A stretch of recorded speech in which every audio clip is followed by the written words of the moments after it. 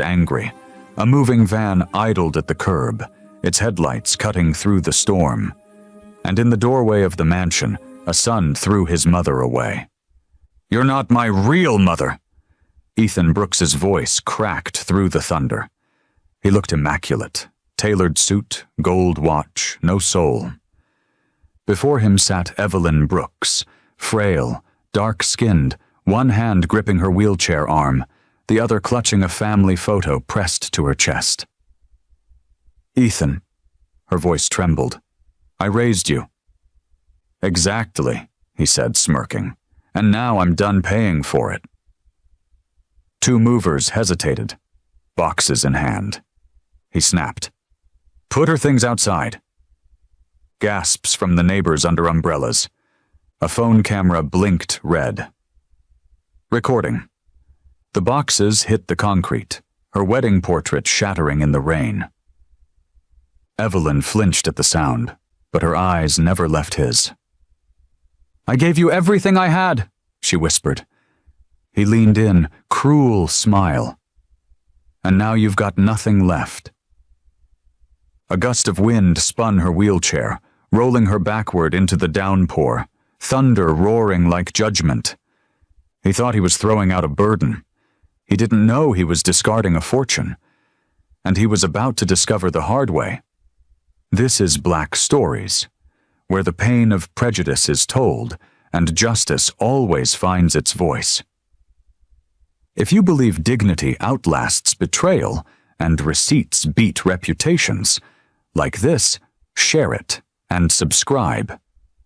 In the next minutes, you'll watch a discarded black mother turn hidden patents and $11 million into a public reckoning, a renamed legacy, and a future built with her name on the door. The rain hadn't stopped that night. It drummed softly against the cracked window pane of a one-bedroom apartment filled with the hum of old machines. Inside, Evelyn Brooks sat at a small wooden table, her hands trembling over the guts of a broken radio. Wires, screws, and copper coils surrounded her like memories she refused to let die. Each flicker of the soldering iron reflected in her eyes, the same eyes that once studied nuclear schematics in rooms where no one looked like her. The radio crackled, then came alive, faint jazz humming through static. She smiled. "Still got it," she whispered to herself. Her world was small now. Peeling wallpaper, oxygen tank hissing softly in the corner, photo frames lining the shelf like ghosts. But every piece of it held her story.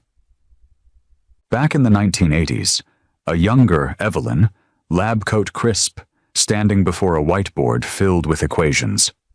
The only black woman in the room. A male supervisor leaned over her shoulder. "Brilliant idea, Brooks. Shame it'll carry my name on the patent." The men laughed. She didn't. She just wrote faster. Later she met Clarence, a grease-stained mechanic with gentle eyes and a laugh that shook dust from rafters. Together they built what others said was impossible, a self-sustaining energy cell. It worked until it was stolen, buried under contracts and silence. Clarence took it harder than she did. "They robbed you, Evie." "No," she'd said quietly, watching the prototype hum. "They robbed the world." Years later, when cancer took Clarence, she didn't stop building. Instead, she opened her home to a boy who had nothing. Ethan, age 7, pale and bruised, staring at her like love was foreign. The social worker warned her. "He's had it rough. He doesn't trust people." Evelyn had smiled. "Then I'll teach him trust by keeping my word." She patched his clothes, taught him to tinker, showed him how broken things could work again if you listened long enough. When kids teased him, "Why's your mama black?" Ethan would glance up, confused, because in their home, color never mattered.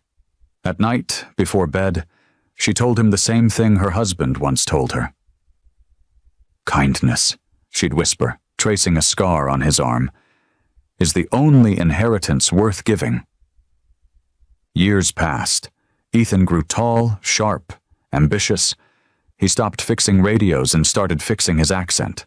His hugs grew shorter, his calls rarer. But Evelyn stayed proud of the boy who'd survived, proud of the man she thought he was becoming.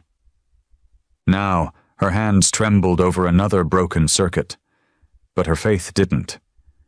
She looked at his childhood photo on the mantel, gap-toothed grin, arms wrapped around her neck, and whispered, "You still remember, don't you?" The radio popped. Silence. Somewhere deep down, she still believed he did.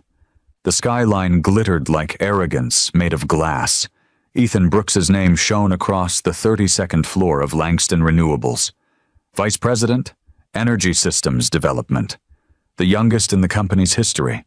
The kind of man the world clapped for, never guessing who built the hands that applauded him.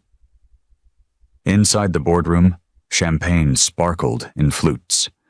The room pulsed with ego and money. Ethan stood at the head of the table, smile polished to perfection. "Our next generation cells are outperforming every competitor," he said, clicking through slides. "By next quarter, we'll dominate the sustainable market." Applause, flashing cameras. One investor leaned in, grinning. "Your design, pure genius. Where'd you learn this kind of innovation, son?" Ethan hesitated. "Let's just say it runs in the family." He didn't mention that the innovation was an upgrade of Evelyn's old blueprint, the one buried and stolen decades ago.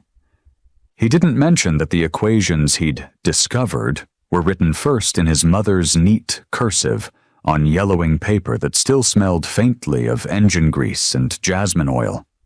That night, at an after-hours dinner, laughter spilled over expensive wine. His girlfriend Tessa touched his arm playfully. "You're so secretive about your background," she teased. "We should get your mom one of those stair lifts. You know, since she's probably still in that little house." The table erupted in laughter. Ethan forced a smile, his jaw tightening just enough to crack enamel. "She passed away years ago," he lied smoothly, raising his glass. "To new beginnings." They toasted to ghosts he'd buried while she was still breathing. 2 days later, those ghosts knocked on his door. Evelyn arrived at Langston headquarters, small frame wrapped in a blue cardigan, a foil-covered dish in her lap. Her wheelchair creaked as she rolled toward the reception desk. The receptionist glanced up, glossy nails, colder tone. "Ma'am, this isn't a welfare program. Deliveries go through the service entrance." Evelyn blinked, confused. "I'm not delivering, dear. I'm just here to see my son, Ethan Brooks." The woman's eyebrows shot up. "Mr. Brooks?" She gave a thin smile. "He's busy." But the commotion had drawn eyes from the hallway, and when Ethan emerged from his office, pressed shirt, watch gleaming, he froze. His colleagues watched, curiosity simmering. For half a heartbeat, Ethan's face tightened, like the boy who used to flinch when people talked down to them, but the boardroom mask snapped back on. "Mom," he hissed under his breath, forcing a smile for the staff. "What are you doing here?" Her eyes softened with pride. "I brought you lunch. Thought you could use something home-cooked for once." He looked around nervously, the weight of perception pressing harder than love. "Not here," he whispered. "Ethan!" He leaned closer, voice sharp enough to cut. "Don't ever come here again." The words hung in the air, cold, final, corporate. Evelyn's lips trembled, but she nodded slowly. "All right, baby," she said, forcing a smile that didn't reach her eyes. "You take care of yourself." She turned her wheelchair toward the elevator, the foil dish trembling in her lap. Behind her, laughter resumed.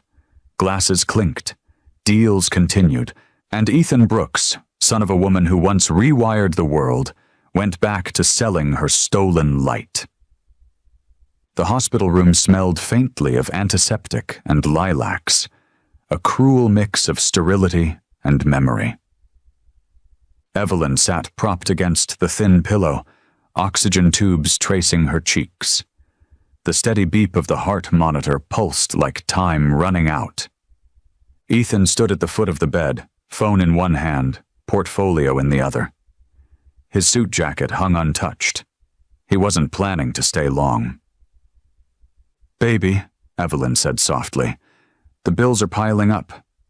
I hate to ask, but—" He cut her off, smiling the way salesmen do before the pitch. "Mom, don't worry. I've got it handled." He pulled a folder from his briefcase. Polished, professional, precise. "I just need you to sign a few papers. It's for a refinance. Lower payments, better coverage. You'll get the best care money can buy." Her eyes flickered with hope. "You'd do that for me?" "Of course," he said, pressing a pen into her frail fingers. "It's all for you." She hesitated, scanning the lines she couldn't fully see, glasses sliding down her nose. But trust has a way of silencing questions. She signed. Ethan kissed her forehead, tucked the papers into his folder, and walked out before she could thank him. 2 weeks later, a thick envelope sat wedged under her door. Big black letters on the first page. Notice to vacate. Confusion turned to dread. She dialed Ethan's number, voice trembling. "Baby, there's been some mistake. They're saying I don't own the house." He arrived that evening, eyes cold, posture corporate. "It's not a mistake," he said simply. "What do you mean?" He sighed, setting his briefcase on the counter. "You signed it over." "I told you, Mom.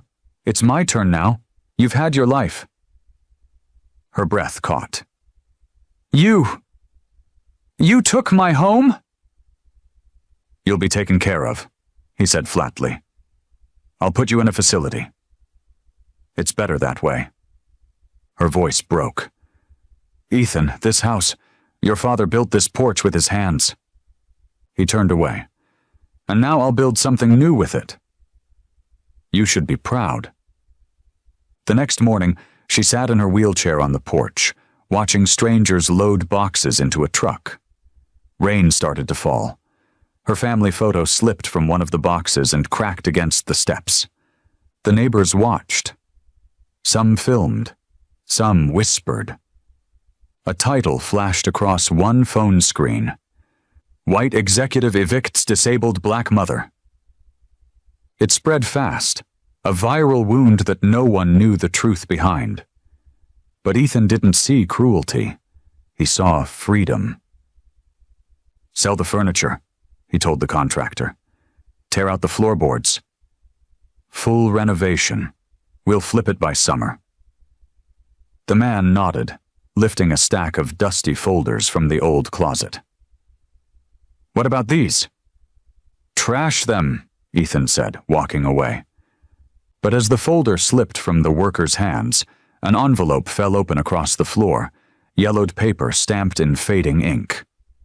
Patent records, Evelyn M. Brooks, 1989. The nursing facility was quiet, the kind of quiet that held stories no one wanted to remember. Machines hummed softly, wheelchairs rolled past faded murals. In her small corner room, Evelyn Brooks sat by the window, her frail hands folded in her lap. The TV mounted on the wall replayed the viral clip again. Her own humiliation now looped for millions to see. Ethan's voice blared through tiny speakers. "You're not my real mother." The rain, the boxes, the neighbors filming. Evelyn didn't cry. Not this time. She just exhaled, slow and steady. "You took my roof, Ethan," she whispered, eyes on the clouds outside. "But you can't take my roots." That night, she called an old number she hadn't dialed in years. A familiar voice answered, firm, warm, commanding. Lorraine Chase speaking. "Lorraine, it's Evelyn." A pause, then a rush of shock and joy. "Evie Brooks?" "Lord have mercy, it's been decades. How are you holding up?" Evelyn smiled faintly. Alive, which is more than I can say for my patients. An hour later, Lorraine was at her bedside, gray curls under a red scarf, briefcase in hand. Once one of the top patent attorneys in the state, now retired but sharper than ever. They spent hours talking about old times, old dreams, the invention that was supposed to change everything. Evelyn reached into her bag and pulled out a worn envelope, edges soft with time. "Found this when they were packing up my house," she said quietly. "Didn't even know I'd kept it." Lorraine unfolded the papers on the tray table. Blueprints, signatures, technical schematics written in Evelyn's handwriting. Then she saw it. A patent filing stamped 1989. Brooks, E.M. and Partners. Her brows furrowed. "Wait. Evie, this is the same tech Langston Renewables built their foundation on." Evelyn's lips trembled into a half-smile. "Clarence and I filed for it before cancer took her. The company that stole it never bought me out. They just assumed I'd died along with the paperwork." Lorraine's hands shook as she flipped the page. "Evie, your name is still on the original payout account from the first program. Nobody ever closed it. Money's been piling up for years." She scrolled, eyes wide. "It's over 11 million. For the first time in years, Evelyn laughed. It wasn't bitter. It was deep. Whole. Healing. 11 million, she whispered. He thought he took everything. Lorraine leaned closer, eyes gleaming. "You know what this means, don't you? We can claim it. Legally. Publicly. Completely." Evelyn looked out the window, sunlight breaking through rain clouds. "Then it's time," she said softly. "Time the right people owned what I built." She turned back, the steel of her youth shining through her gentleness. "Let's start fixing what was stolen, one signature at a time." The ballroom glittered like a shrine to power. Chandeliers glowed golden, champagne shimmered, and every man in a tuxedo spoke like the world owed him another empire. At the center of it all stood Ethan Brooks, flawless, confident, microphone in hand. Cameras tracked his every move as he addressed the annual Langford Clean Tech Gala. "Tonight," he declared, smiling for the front row of investors, "we celebrate innovation, progress built on integrity, vision, and family values." The crowd applauded. He paused for effect, soaking in the flashbulbs, the murmurs of admiration. Meanwhile, networks had booked Evelyn's interview to air during Langford's telecast. The gala's press pool screen switched to the live feed. A flicker. The gala screen switched. Behind him, the 20-foot LED screen glitched. The logo vanished. Static. Then, a headline burned across the screen in bold white text. "Breaking. Woman claims co-ownership of Langford Clean Tech patent." The photo beneath it froze the room. Evelyn Brooks, smiling beside the original prototype, the same design his company claimed as their own. The applause died mid-clap. Cameras turned. Reporters raised their phones. "Mr. Brooks, is this true? Who is Evelyn Brooks? Did she work on your technology?" Ethan spun toward the stage technician. "Turn that off!" Now. But the feed wasn't from the ballroom system. The logo on the corner of the screen said Live News Network. A new image appeared. Evelyn, on a live stream from her hospital bed, framed by sunlight through the blinds. She looked frail, but her eyes gleamed sharp as ever. She smiled softly. "Hello, son." The room gasped. Cameras clicked like gunfire. Ethan froze, the word son echoing like a verdict. Her voice, steady and gentle, carried through the speakers. "You always said integrity was everything, Ethan. I taught you that. Do you remember?" He swallowed hard, sweating under the lights. This is fake. Someone's..." Evelyn didn't flinch. 30 years ago, I helped design the clean energy prototype your company now calls its foundation. I signed over my rights to survive after your father's accident. I never asked for fame. I only wanted my work to power homes, not boardrooms. A murmur rippled through the audience. Investors shifted uncomfortably. "And when my health failed," she continued, "I thought I had nothing left." "But what you take for granted," her eyes narrowed, just enough, "you never truly understand the cost of." The anchors began whispering over the live feed. "She's his adopted mother." "The same woman he evicted last week." "Is that the viral clip?" Reporters surged forward, flashes blinding.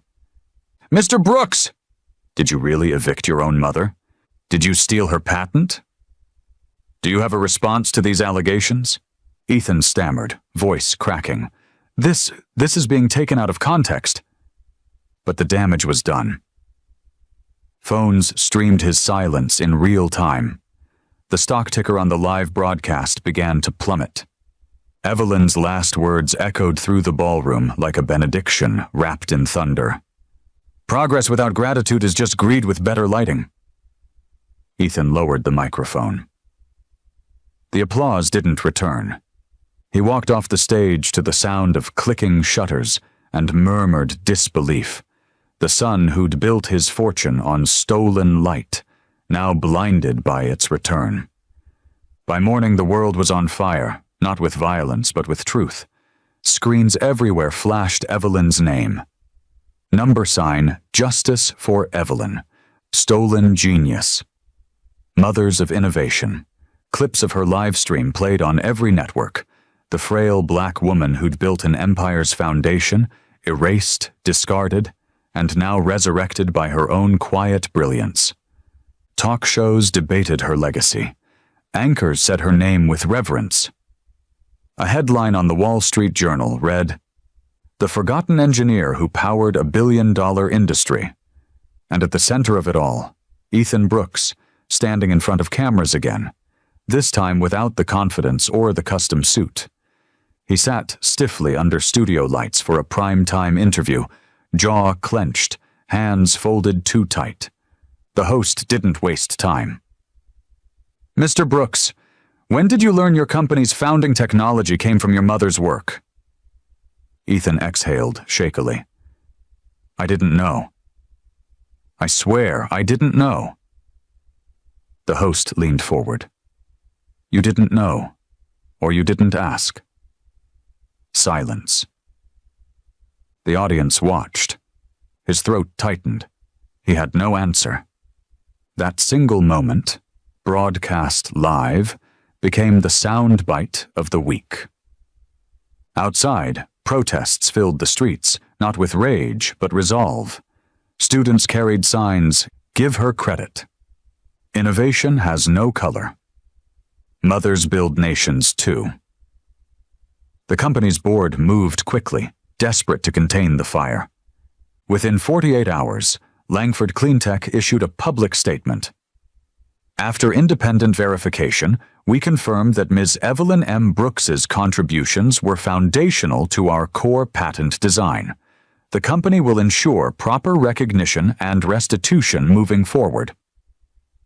Evelyn's name appeared in every future document. Her photo, framed beside the prototype, hung in the company's main lobby. But she wasn't done. In her nursing facility, Evelyn sat by the window with Lorraine by her side, signing one final document. It wasn't a lawsuit. It wasn't revenge. It was legacy. Her voice, soft but resolute, carried as she dictated her final statement to the press. I've been given $11 million in royalties, but some inherit wealth, others inherit wisdom. I choose to pass on both. She smiled faintly, the pen trembling only slightly in her hand. This money will create the Brooks Foundation for Disabled Black Innovators, for the dreamers who were told to wait their turn, for the builders whose hands were steady but unseen, for the mothers who raised brilliance in silence. Lorraine pressed her hand, eyes glassy. Evie, you did it. You rewrote history.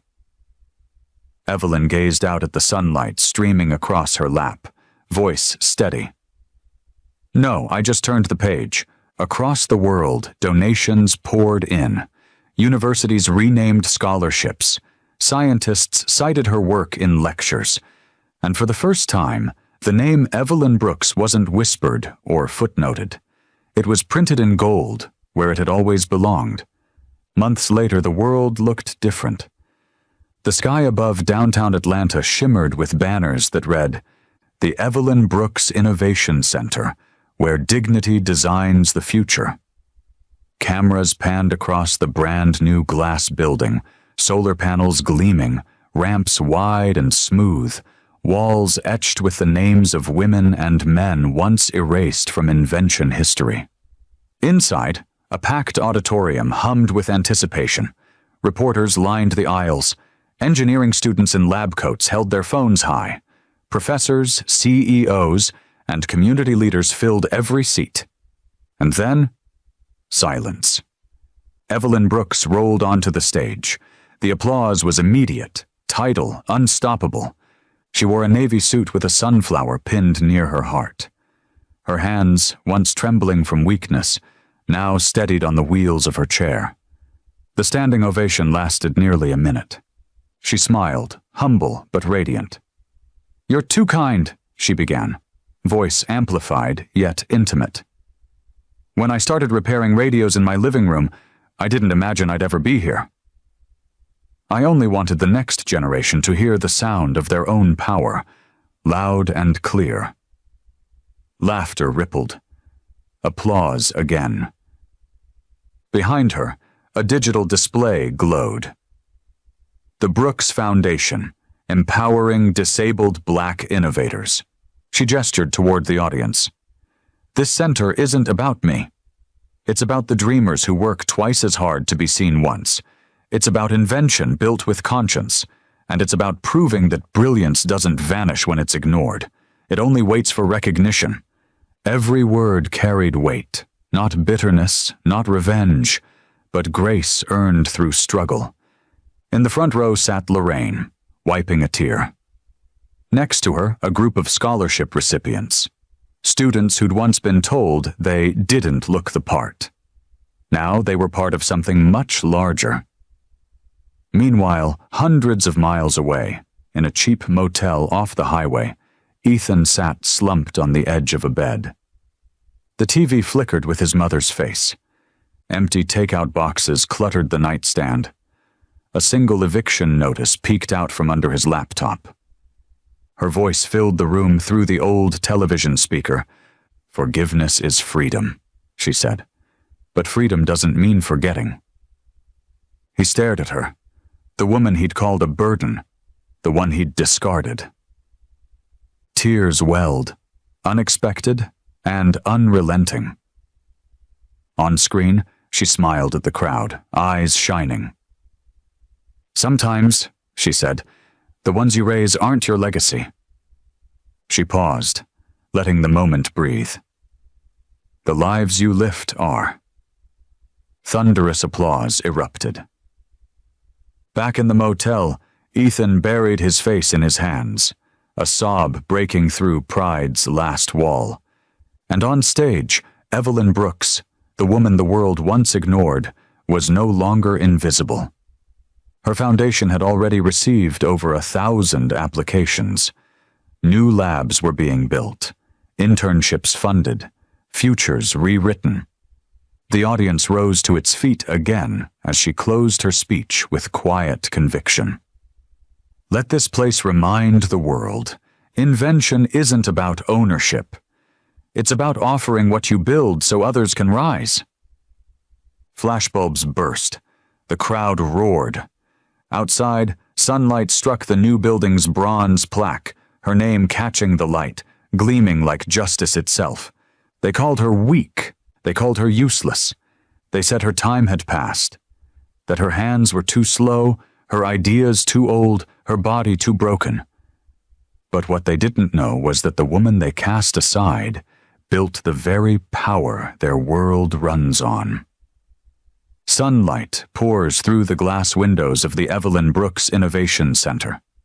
Rows of students, some in wheelchairs, some with prosthetic limbs, all carrying the quiet fire of being underestimated, gather around a workbench.